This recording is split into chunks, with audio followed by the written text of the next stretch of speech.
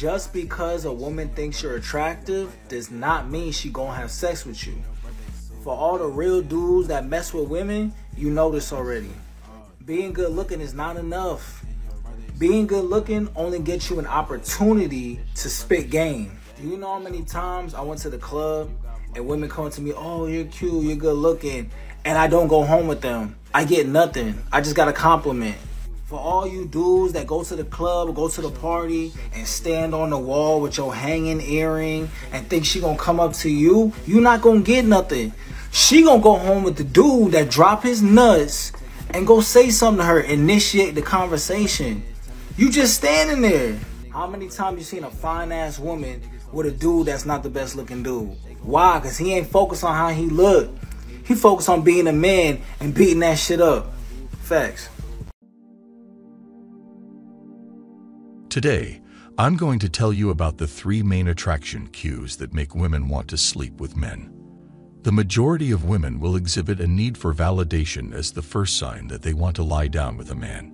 Most of the time, women will only want to be intimate with you if doing so makes her feel like she's winning in some way. Right now, take a look at the internet and social media. Most of the time, shady, vulgar, and violent websites are addictive for guys. What typically interests women? Taking pictures of themselves with the intention of receiving validation, attention, and likes. You already know that you probably want to be intimate with the girl you like. If you are aware of the dynamics that exist between you and her, then she will only be able to give you what you want. If she gets what she wants, that's the only way you can get what you want. Most of the time, it won't happen if it doesn't feel like a victory or validation to her. A girl doesn't want to feel like she was won over too easily or that you don't care about her. When actually interacting with girls, this part is often overlooked by guys. They don't comprehend that when ladies truly do choose to lay down with you, it's simply a need to feel approved, the same way they will long for consideration. Women want a reason to have an affair with a man. There could be a number of reasons for it. It could be your status, what you do for a living, your excellent health, or the fact that you are well known and have a reputation for something. You must ensure that you frame your value as a benefit to her in every interaction and date. The second point will be competition anxiety. A woman's greatest fear when it comes to competition anxiety is you falling in love with someone other than her. When it comes to women, the fear of a man falling in love with another woman is often more important than the intimacy itself. She runs the risk of having to carry that man's child for nearly a year, 9 months, if she becomes pregnant. On the evolutionary biological level, the last thing she wants is to be unable to access resources, healthcare, food, and the means to raise her child. It is essential to convey this.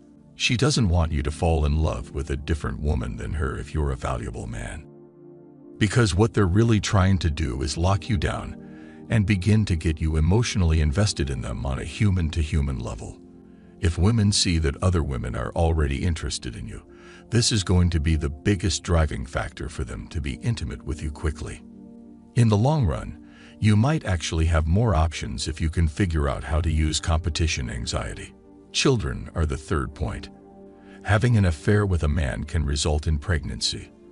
The biological clock of a woman is always taking care of her. If I were to date women who are at least 25 years older, they would always talk about having kids. The reason for this is that her body is telling her to have children if she hasn't already.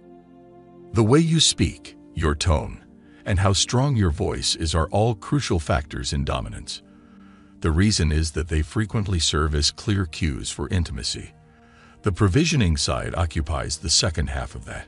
You automatically qualify as a beta male provider if you possess provisioning characteristics. That can't be further from reality. When you have both sides of the coin, you will not only have certain cues that will result in intense attraction, but you will also have cues that will also make a woman want to stay with you if she is able to lock you up. That will be the most significant change in her hypergamy, and as a result, you will keep women for a much longer period of time. As I get older, I learn more about what women really start looking for. How is your life organized? How's your open positions? How is your work life going? For a woman who wants to invest in you, those things are just as important. Therefore, having both sides is preferable. The women you're seeing are very easy to keep. There has to be some kind of primordial desire or attraction. Always ask yourself, am I doing what I should be doing as a man? What would my modern-day care be like if we lacked modern means of survival, housing, and technology? What are my most basic instincts regarding how to survive as a man?